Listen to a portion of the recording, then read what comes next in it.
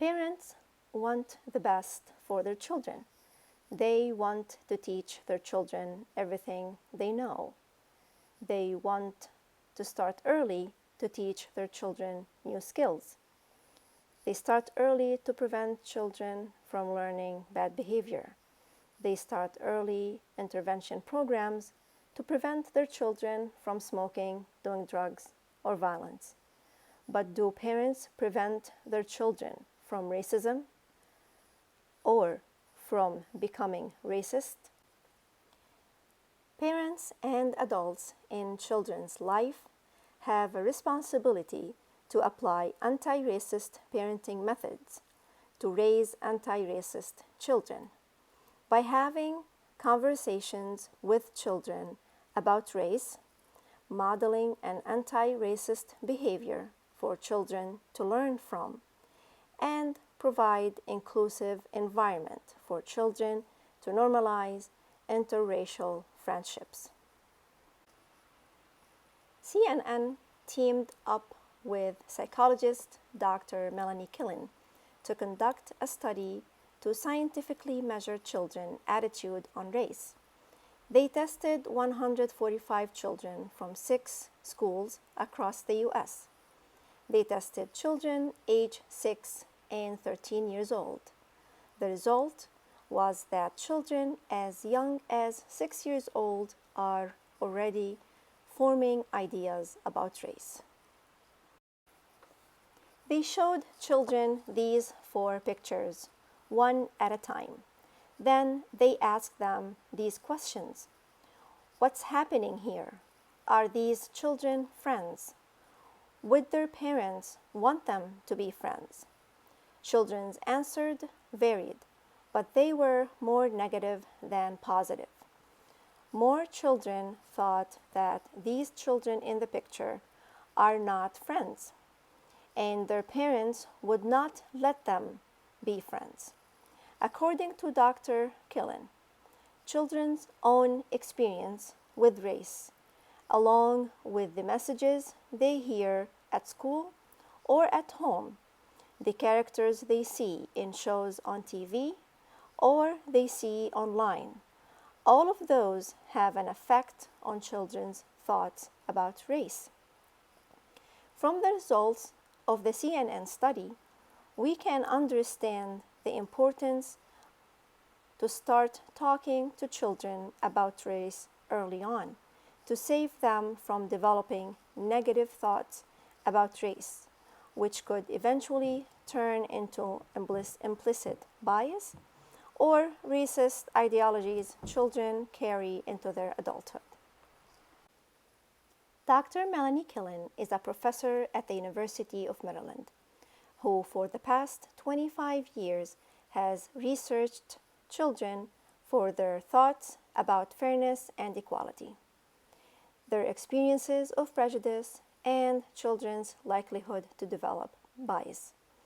She does both experimental research and intervention work. According to Dr. Killen, prejudice and discrimination observed in adults often originates in childhood. So she developed an intervention program for elementary school classrooms. This program is called Developing Inclusive Youth, which includes a web-based curriculum tool and teacher-led discussions.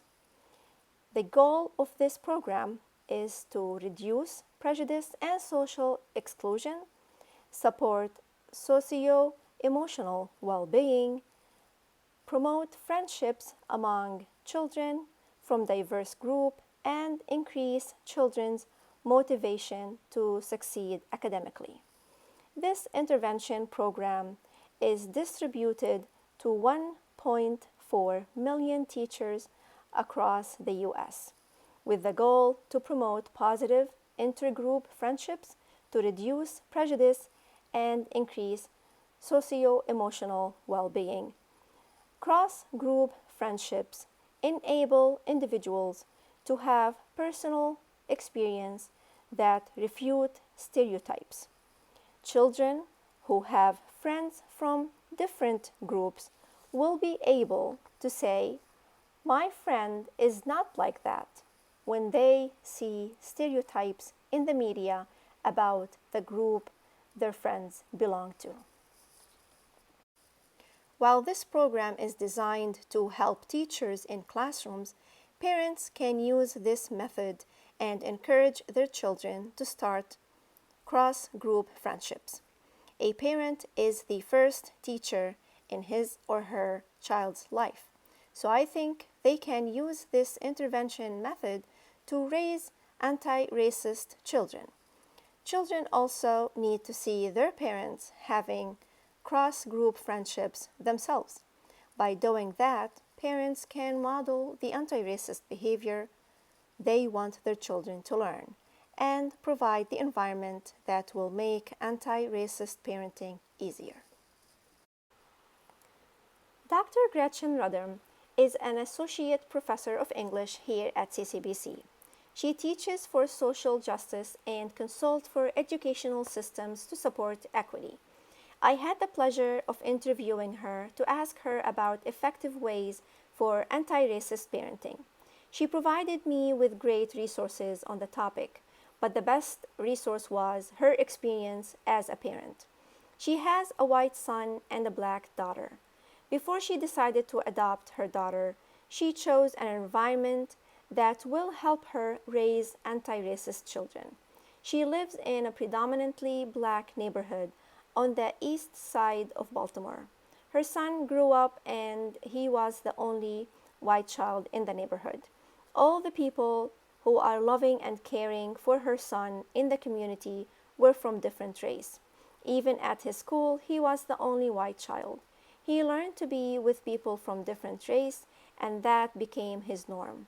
Dr. Redham explained how, as a parent, you need to be explicit about the choices you make in terms of who you interact with, who you break bread with, and the environment you surround yourself with. This is how your children will learn. Talking about race is something that is normalized in Dr. Rodham's family. She thinks that when parents only talk about race when there is racism, it becomes a negative experience.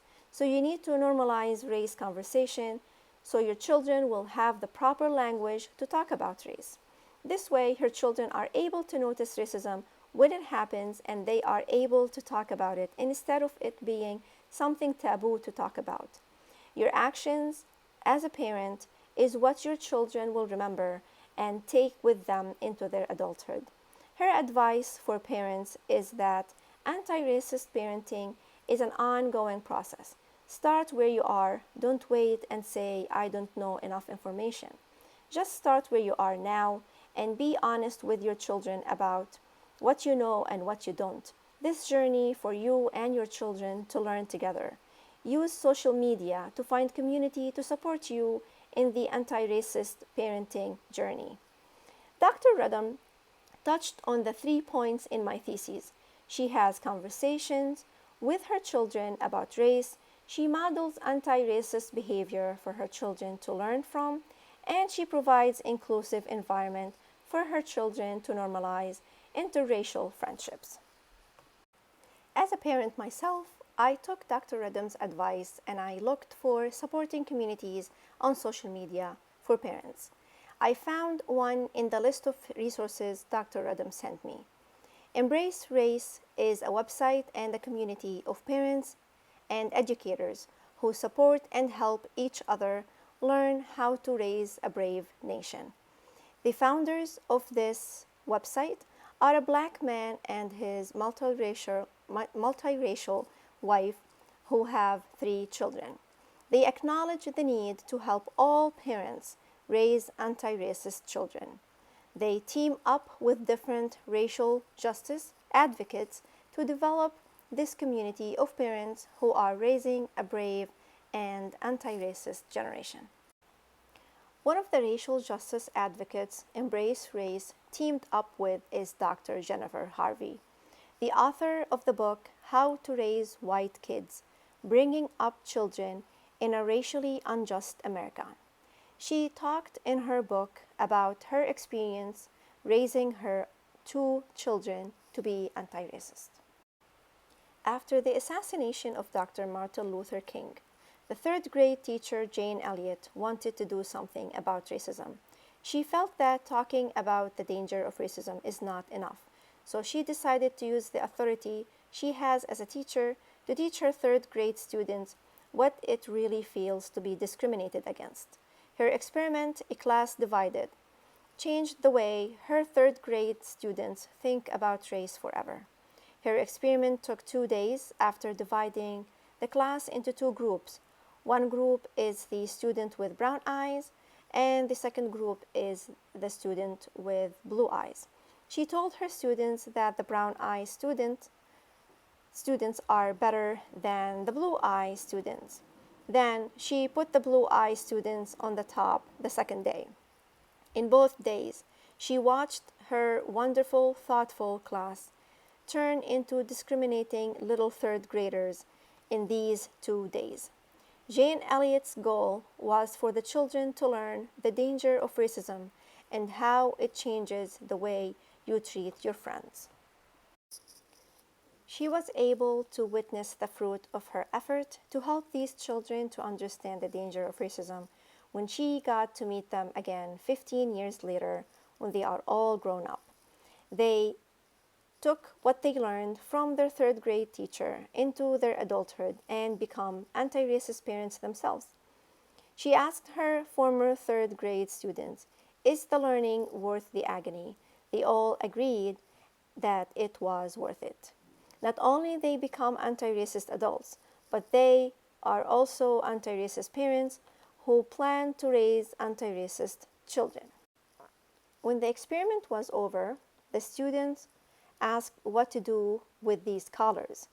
Jane told the students you can do whatever you want with them. So they decided to throw the collars away.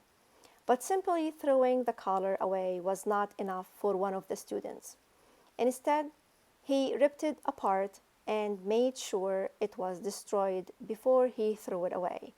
As you can see, he kept standing next to the trash can until he made sure the collar is destroyed before he finally threw it in the trash.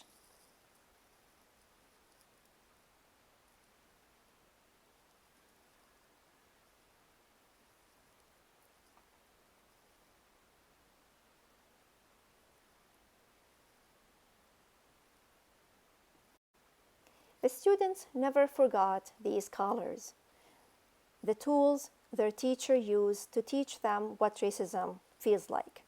The collar symbolized a tool to strip someone's power away from them and leave them powerless.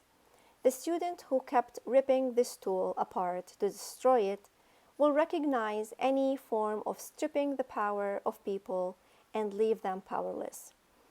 This can come in different forms, whether it's mass incarceration, police brutality, wrongful conviction, red zoning, lack of school funding in communities of color, or any form of stripping away people's power.